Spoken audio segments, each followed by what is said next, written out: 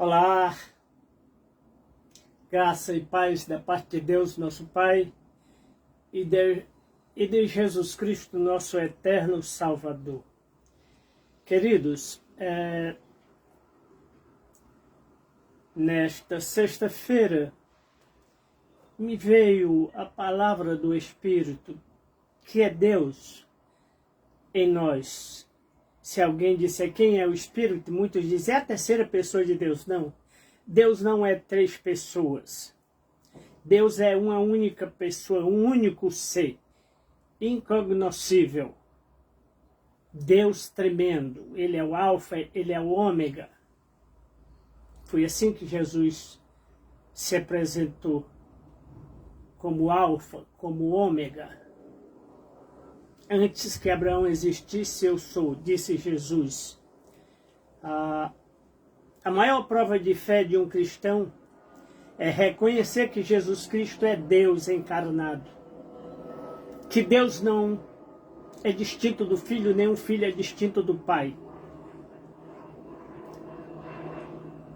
Embora nós chamamos de eles, Deus e Jesus Cristo, é um só Deus e um só mediador. Então não são dois deuses. Cristo não tem em si dois caráteres, duas vontades, mas uma só vontade, a vontade de Deus, a vontade do Pai que está nele, como ele disse. A minha comida é fazer a vontade do meu Pai. Eu e o Pai somos um. Quem vê a mim, vê o Pai. Quem tem o Pai, tem o Filho. Então Jesus deu diversas provas de que ele é Deus encarnado. E a prova maior se encontra no livro de Isaías, capítulo 59. Se você ler, mas essa tarde eu quero me referir aos irmãos a respeito da certeza da salvação. Como eu posso ter certeza da salvação? A camisa está assim meio enrolada. Peguei aqui no guarda-roupa uma camisa. E Fortaleza está muito quente durante os dias, mas a noite esfria. E há umas 2 noites que eu não durmo com fibromialgia, assim minha irmã chama. São dores intensas no joelho, nas coxas. Então, o reumatismo, né? O reumatismo me pegou. Então, eu já tenho um joelho estourado, já fiz fisioterapia e sofro muito dores porque tenho artrose e outras doenças aí que eu nem sei que tinha, mas eu dizia: Rafael Araújo, meu abraço. E então eu dizia ao Senhor durante a noite, antes de ontem eu não dormi, e uso umas luvas, ou uso umas coisas assim no joelho, para diminuir a dor. Tomei dipirona, passei pomada, e sofrendo de dores eu dizia: Senhor, se chegar a minha hora, me diz, ser bondoso, ser misericordioso comigo, e me diz que chegou a hora. Eu gostaria ainda de produzir muito para o reino do Senhor, produzir estudos. Então o meu canal no YouTube, irmão Rafael, se você quiser acessar lá, é @Edinaldo Alves dos Santos 8751. E lá você se inscreve gratuitamente. Já tenho mais de 42 vídeos lá.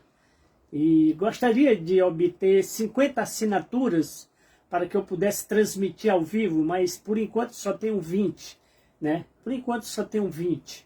Mas agradeço àqueles que se inscreveram no meu canal. Então, se você quiser se inscrever, meu querido Rafael, se inscreva lá.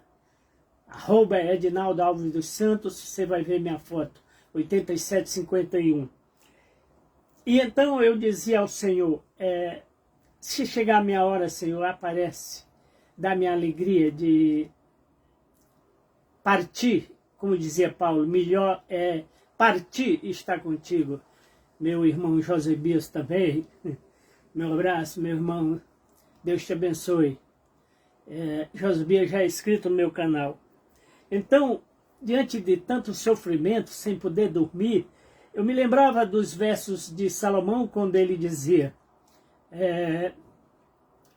lembra-te do teu Criador nos dias da tua mocidade, da tua juventude, antes que venha a velhice, antes que o cordão de prata se rompa, antes que os teus moedores se estraguem, né?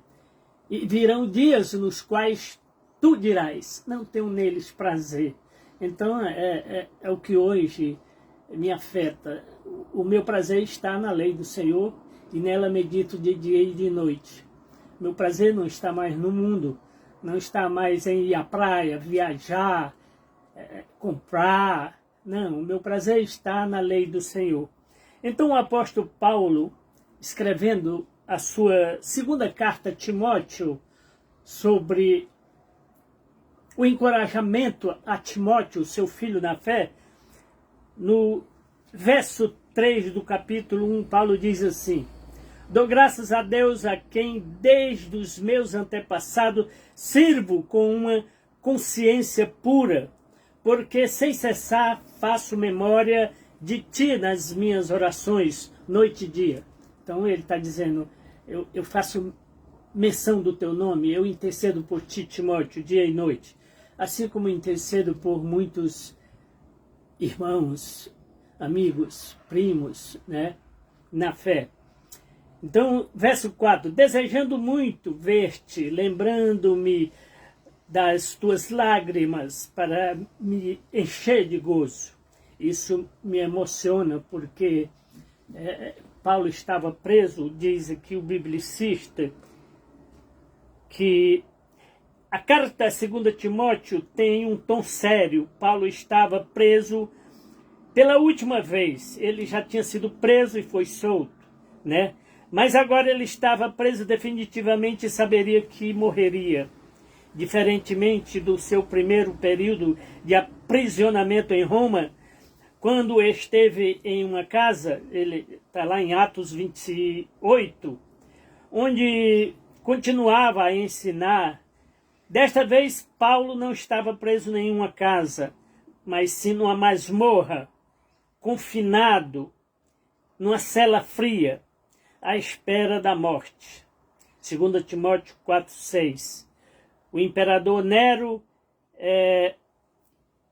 iniciou uma cruel perseguição no ano 64 depois de Cristo, como parte do seu plano de transferir a culpa pelo grande incêndio de Roma, né, que Cláudio incendiou, botar a culpa nos cristãos. Essa perseguição se espalhou pelo império e inclui o ostracismo social, tortura pública, homicídio. Enquanto esperava a morte, Paulo escreveu esta carta ao seu querido amigo Timóteo. Então hoje nós vivemos assim, esperando o dia do Senhor, porque muitas atrocidades já acontecem, querido.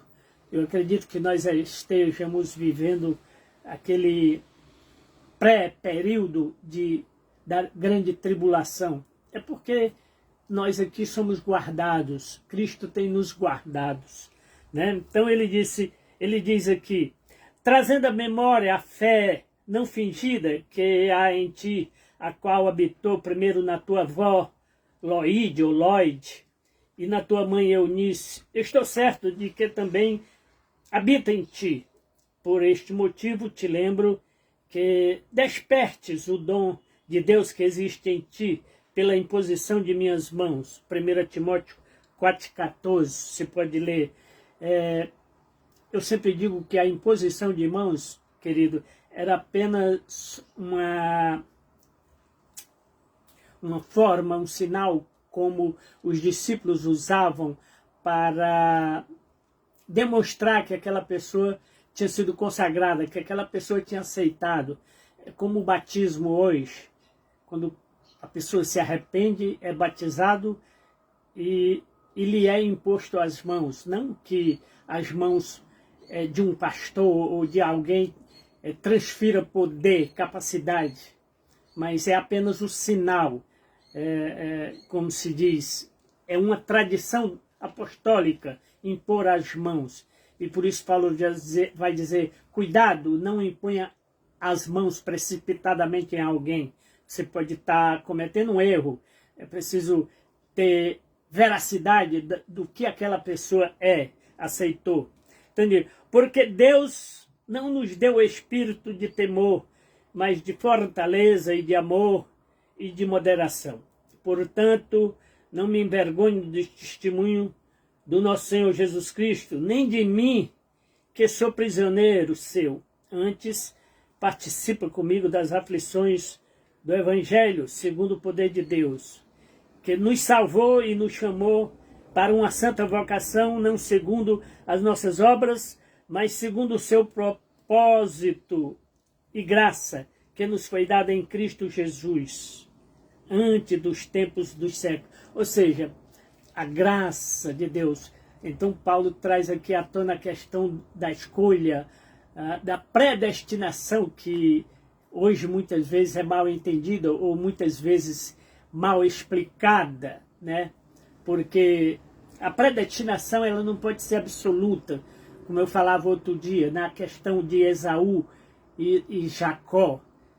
Paulo está falando de uma escolha de Deus, eu falava de uma escolha de um espermatozoide, de um embrião, quando um médico vai fertilizar uma mulher. Então ele escolhe os melhores fertilizantes. E hoje, fertilizantes não, os melhores embriões, desculpem, os melhores embriões. Então aqueles embriões com maior poder de movimento, capacidade, são escolhidos. É como eu fui escolhido. Entre milhares de espermatozoides que meu pai ejaculou em minha mãe, Deus me escolheu para que eu pudesse estar aqui hoje. Então, nós somos escolhas de Deus. E muitas vezes as pessoas acham assim, Deus escolheu uns para o inferno e escolheu outros para o céu. A predestinação não é desde a fundação do mundo, antes mesmo que eu nascesse. O salmista vai dizer, graças te dou, Senhor, porque de maneira assombrosamente me formaste, né? E me teceste no ventre da minha mãe. Eu ainda era uma substância sem forma, e tu já sabias os meus dias de vida, né? Então Deus já sabia que eu ia pecar, que eu ia cometer muitos erros, mas Deus me escolheu e disse, olha, eu vou te fazer de novo, eu vou te regenerar. Assim como o oleiro pega o barro, ou o jarro, a sua obra, desmancha e faz-a de novo, Deus nos faz de novo. É isso que nós encontramos em Ezequiel 16, quando Ezequiel fala do novo nascimento, aquilo que Jesus disse a Nicodemos, lá em João, tirarei o coração de pedra e lhes porei um coração de carne, e lhes darei um novo espírito, um espírito renovado, que não é outro. O meu espírito é único, eu sou uma unidade, não existe dois Edinaldo. Pode existir o nome, mas dois Edinaldo igual a mim, com o meu espírito, com o meu caráter, com a minha personalidade, jamais. Existem muitos Edinaldos por aí, Edinaldo com I, Edinaldo com D mudo, são nomes apenas, mas cada um de nós somos uma partícula de Deus, um espírito, como diz o profeta Zacarias, é Deus quem forma o espírito dentro do homem. Então, Paulo aqui vai justamente trazer essa certeza a Timóteo, desperta este dom que há em ti pela imposição das mãos, ou seja, ele está lembrando da época em que ele batizou Timóteo, né? Que Timóteo aceitou a Jesus Cristo. E então Paulo desperta, renova, desenvolve a salvação, como ele exorta em suas cartas, devemos desenvolver a nossa salvação. Jesus Cristo diz que todo ramo que está nele, se não der fruto, ele corta, mas se der fruto, ele limpa para que dê mais fruto, né? Então, nós somos ramos, como diz Paulo, da oliveira brava, enxertado na verdadeira oliveira, e devemos dar fruto, fruto do Espírito. Eu assisti um vídeo hoje, e o camarada perguntava sobre a questão do enchimento do Espírito. O que é estar cheio do Espírito? É gritar, é rodopiar, é falar em língua, aquela história, ei carai chovo, xalabatatai, isso é língua?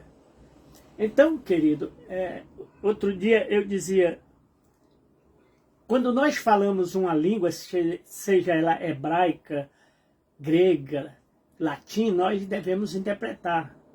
Eu devo conhecer essa língua para poder interpretá-la. Mas quando uma pessoa fala um monte de asneira, grita, sapateia, chora, isto é estar cheio do Espírito? Isto é evidência de enchimento do Espírito? Lá no livro de Atos nós entendemos que quando Cornélio foi batizado e falou na sua língua, ele era italiano, da corte italiana, e Pedro disse, olha, eu não posso negar o batismo a Cornélio porque ele pronunciou em língua italiana aquilo que Pedro viu no Pentecoste, lá em Atos 2, todos falaram em línguas idiomáticas. Cada um falava na sua língua e cada um entendia o outro. Não precisava nem de intérprete, cada um entendia. E cada um falava na sua língua paterna ou materna, né? Então, o falar em língua, Paulo vai dizer que é um sinal para os incrédulos. Então, a pessoa que é incrédula, então, muitas vezes é necessário que se fale língua. Eu não ignoro a pessoa que fala numa língua, mas que seja numa língua inteligível, que você possa ter a interpretação. Então, Paulo diz a Timóteo para que ele desenvolva o dom do Espírito. Todos nós que fomos batizados no Espírito, recebemos o dom do Espírito. Recebemos a regeneração. Somos novas criaturas. Então, Paulo diz aqui, antes dos tempos, dos séculos, que Cristo nos escolheu, e que agora é manifestada pela aparição do nosso Salvador Jesus Cristo, o qual aboliu a morte e trouxe à luz a vida e a incorrupção pelo Evangelho. Muitos aqui deturpam este versículo porque Paulo diz que Jesus Cristo aboliu a morte. E como é que muitos morrem, né?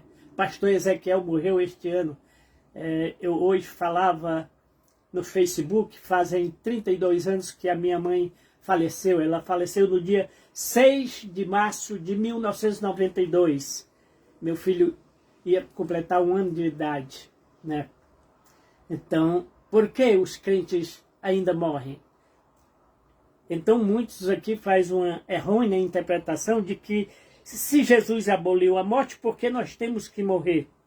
Paulo, e trouxe à luz a vida e a incorrupção pelo Evangelho. Incorrupção. Paulo depois vai falar lá em Coríntios 15 que na ressurreição nós herdaremos um corpo incorruptível, um corpo que não envelhece, um corpo que não apodrece na sepultura.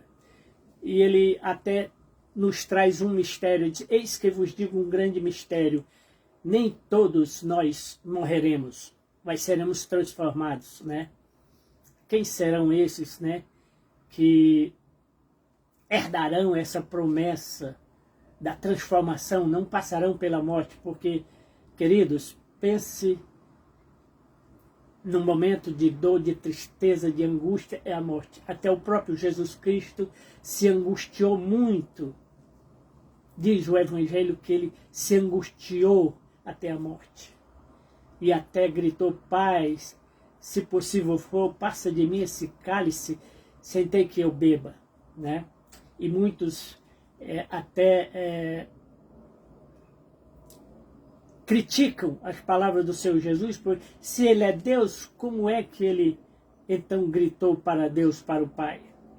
Não entendem que Jesus Cristo, Filho gerado do Espírito Eterno de Deus, se encarnou, se fez carne pecaminosa, e Hebreus vai dizer, assim como nós participamos da carne e do sangue, ele participou também da carne e do sangue, para que pudesse morrer e destruir a morte, e destruir aquele que tem o poder da morte, a saber, Satanás. Mas nós morreremos. Ao homem está ordenado morrer uma única vez. Então, todos nós, ou a maioria de nós, passaremos pela morte. Alguns, como acabei de dizer, Paulo diz que não passarão, serão transformados. Então, é preciso entender o que Paulo está dizendo aqui.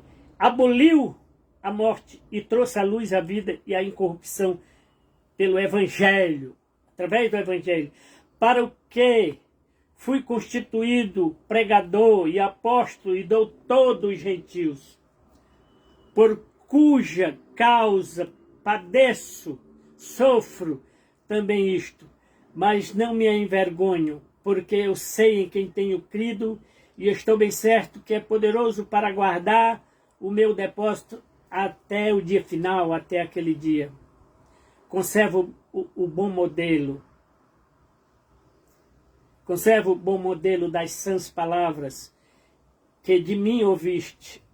Anda na fé, no amor que há em Cristo Jesus. Guarda o bom depósito pelo Espírito Santo que habita em nós. Bem sabes isto, que os que estão na Ásia, aí ele vai citar aqueles que foram para a Ásia, apartaram de Paulo, deixaram ele sozinho, Fígelo e Hermógene. Então ele diz que Deus conceda misericórdia à casa de Onesífero, porque muitas vezes me recriou. Então, meu querido, eu queria dizer a você e a todos vocês que eu posso ter a certeza da salvação. Eu dizia, a salvação não é algo que se possa perder, porque eu ainda não recebi. Eu vou receber do Senhor, por isso Paulo diz, eu sei em quem tenho crido. Estou bem certo que é poderoso para guardar a minha salvação até aquele dia. Eu estou certo de que Ele me salvará. Eu tenho certeza disto, porque eu ando na luz. Não que eu tenha recebido, muitos querem dizer assim, mas eu estou salvo pela graça. Eu levantei a mão, aceito a Jesus Cristo. Eu estou salvo pela graça mediante a fé.